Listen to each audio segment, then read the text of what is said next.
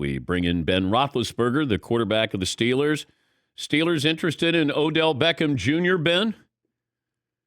I have no idea. That is way, way above my pay grade. Okay, when's the last time you weighed in on picking up somebody, a free agent or a draft pick? I probably weighed in to Coach T a lot through like a text on something. But it's not like it's, hey, get this guy or else. It's just, hey, what do you think about this guy? Or maybe he'll shoot me a text. Do I know anything about this guy? But not a whole lot, really. All right, whose idea was it to have fun with Coach Tomlin on the USC rumor? What do you mean? Well, didn't you guys show up with gloves? Oh, is that your fight on there? Oh no, I just was saying, hey, like, yeah, I was, because I had actually texted like earlier in the week, I think when the news, like kind of, I don't know what you call it, breaking news, whatever you say, when Carson put it out there, my agent called me and said, did you hear what Carson said? And I'm like, no. And he told me, and then Coach T just happened to either called me or I called him. I think he was out of town for some personal reasons. And I said, hey, looks like you got some things to talk about. He's like, what are you talking about? And he had no idea. And I told him, and he's like, are you serious? Like, it's news? I'm like, I think you're going to have to answer for it. And I think he was doing his press conference the next day. And that's when all this stuff came out. And so I was speaking to the media the day after that. And I was like, I've been with Coach T long enough. I got to go. So I was looking for like stuff in Juju's locker. And he had a sweatshirt, but it was a large, and that would look too ridiculous. So I put the gloves on and had them in the hoodie. And I tried to just like, tip the cap, just some very subtle things. So just have some fun. How did that go over with Coach Tom? You know what? Surprisingly, he never said anything. So maybe he didn't see it. So next time I was thinking about doing like just like literally any school that's got availability. I was going to try and do it, just see what happens.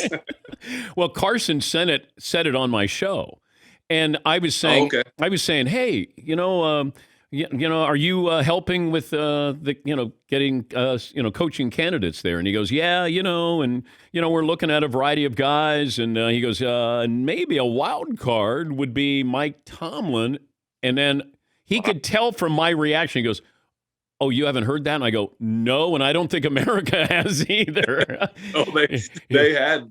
And he was so, he's like, are you serious, Ben? I'm like, I'm telling you, you're going to have to answer for it.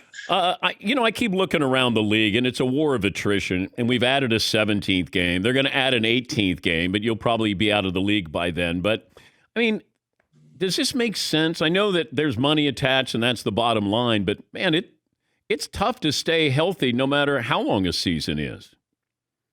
It is. And I think my wife and I were just talking about this last week. Like, literally every time you turn on the TV, whether it's the bottom line or breaking news or whatever, so-and-so gets hurt. So-and-so gets hurt.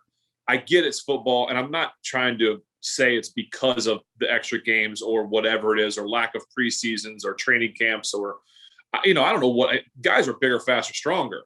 But – I mean, guys are just getting banged up left and right, and maybe it's no different than usual, but in my mind, it feels like it is. And you're right. I mean, it's how can you get healthy at the right time, towards the stretch of the end, and enough to win games. And, it's golly, we went through it we had groins and hamstrings there for a little stretch. And, luckily those aren't as serious as some of the other ones that are going around right now. Okay, but it used to be that we would talk about you and it'd be, Ben Roethlisberger can extend a play. Like you would take on a defender or have two guys hanging off of you.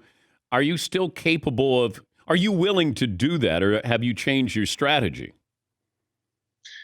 Well, yeah, if it takes it to win. Did you see me go for that 2-point conversion the other day? I know you're confused with, who was back there, but man, that was quite an athletic move there that you had. No, I didn't say athletic. I said there was no athleticism there. It was more about heart. And is that what it was? Oh, okay. That was your heart on display. Okay. All right. Yeah. And that took about 15 seconds to run 2.5 yards. So you can still outrun Brady, though, right? You can still outrun Brady. He gets weighed down by all those Super Bowl rings, though. How do you explain Brady? I don't know. obviously the guy puts his body through avocado ice cream and all these crazy, the craziness that he does. And I know that he puts the work in, the time, the effort, like through film study, through work, things like that. And golly, he's unbelievable. I don't know how to explain it. I wish I knew. He's 5 years older than you. I know. It's unbelievable. Unbelievable. What do you think you'll be doing at 44? He'll stand in the pocket. It still blows my mind that he stands in the pocket sometimes, like completely flat-footed, looking around. Like, I feel like if I'm flat-footed for like a half a second, like someone's about to kill me. It's amazing. It's unbelievable what he does. What will you be doing at 44? Being a dad and a husband, and probably coaching little league something. I don't know yet. That's a ways down the road. How far down the road? Well, I'm going to be 40 in March, so it's like 4.5. That's a ways. Okay. Is that your way of trying to ask me if I want to play till I'm what? Because that's the most unique way someone's asked me how long I want to play.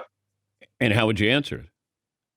I promise you I won't be playing football at 44. Okay.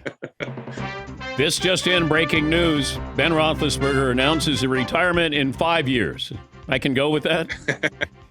Well, I'll be playing football in the backyard with my kids. I'll probably be doing that. What do you do better now than you did 10 years ago?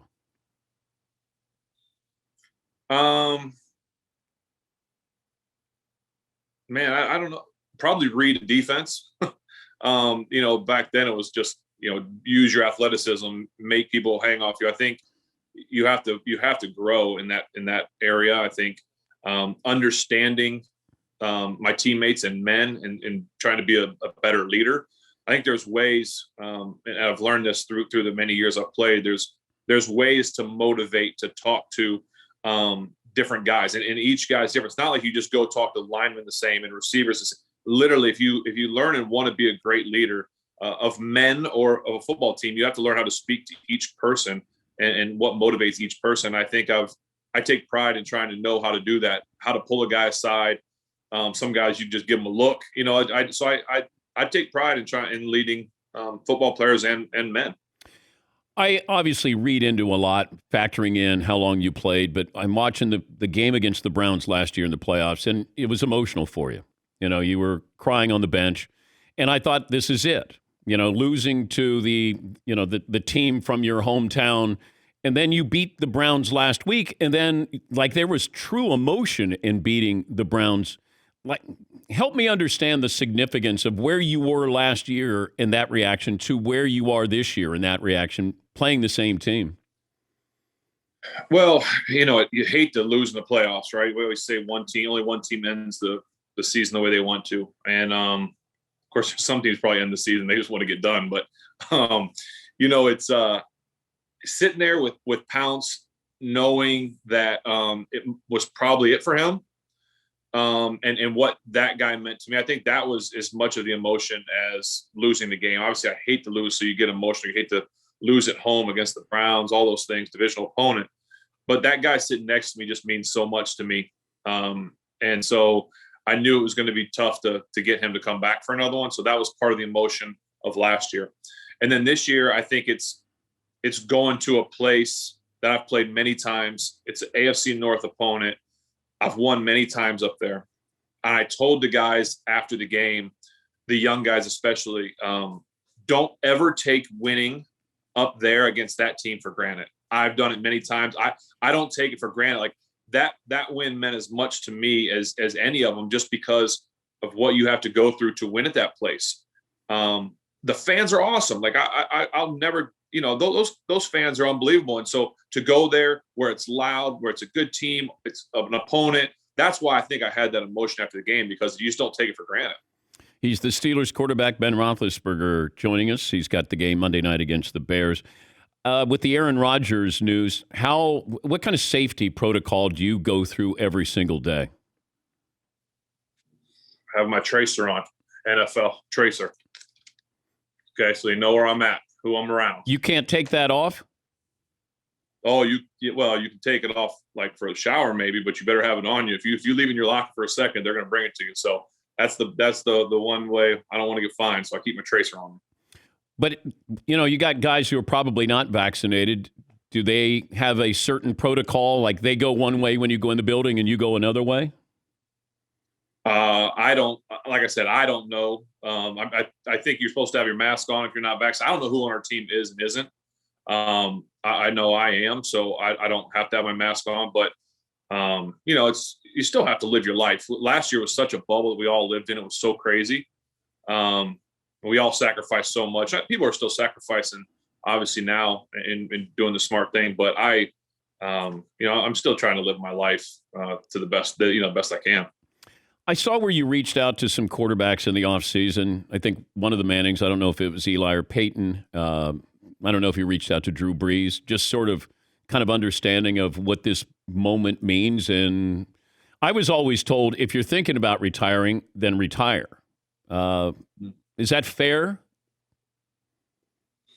To a certain extent, I think that's a fair point. I think it depends on where you are in your retirement thinking, or, it's just what, are you sitting there saying, man, 50-50, do I come back? Do I retire? If you're at that point, then you're probably right. If it's entered your mind that, okay, this could be it, or this is the last stretch, then I think you could probably still do it. I think each person's probably a little different too, When did your kids realize what Dad did for a living? Probably about 2 years. My oldest one, probably about 2 years ago. He's going to be 9. So probably right about the 6 or 7 mark, when kids at school started to be like, oh, your dad does this, or, going to games, like understanding people wearing your jersey, or people hollering at you when you're driving in the car, or you go out somewhere and they're hollering at you. The kids are like, I remember the first time someone like hollered like, Big Ben. My kid was like, what? How does that like, who is that, Dad? I have no idea. Someone hollering. Okay. Does your son wear your jersey, or does he like another quarterback? No, he wears mine. Okay. He likes other guys. I mean, he's got a Claypool jersey. He had James Conner jersey, Juju, but it never fails. He always goes back to Dad on game day. Have you brought out the Super Bowl rings? Big guy. Like he wears his little, remember we all had the starter uniform, like the one with the little the small helmet with the little bar, and he's got 90 on the side of his helmet, so he's a big PJ guy too, and he likes to hit his little brother, so he does PJ's dance. Is he going to be a quarterback? He's very talented throwing the ball. He wants to play football. We haven't let him play football. Not let him, but we just haven't done it yet. He's a very good golfer, and so I think he might do golf. The younger one's going to probably be pretty good. He's a little wrecking ball. I have played golf with Ben, and I think you were just starting out playing when we. Been a while. We got to do it again. When we played in Tahoe, and I remember. Yeah. I tell the story, and I've said this to Brees too, because we played with Drew Brees, and he's the most competitive. Like, how competitive was he that day? Very. Crazy. Very. Crazy. Yes. He bogeys the 18th, and Ben and I are finishing our hole. And Brees, he might have parred it. He didn't bird it. He walked off the green. And so you're supposed to shake hands and all. And Brees walks off, and Ben goes, I guess I'll shake your hand twice. I'll represent both quarterbacks playing. He was intense. You can be competitive and still, you can still shake a hand after a round of golf. I went, and the next day I saw him on the driving range, and I thought, oh man, I'm not going to say anything. He walks over and he goes, hey, Dan, I had so much fun yesterday. And I go, you did? He goes, yeah. I said, oh, okay, well, I did too. Me too. I was like, what do you think of Brees' retirement here? From football? Yeah. Okay, I was saying, did some new news happen? No, his hair. Is there something different there? Okay. All right. I got it. All right. Fight on. Fight on. Something like that. Hey, you make time every year to come on. Thank you. We appreciate it. And, hopefully you play as long as you want to play. But thanks again. I appreciate it. Thanks for having me. Let's get golfing sometime again. Thank you, bud. We'll find a third. Yeah, another quarterback. Let's find another quarterback, not Breeze. Thank you, Ben. That's Ben Roethlisberger, the Steelers and the Bears. That'll be coming up on Monday.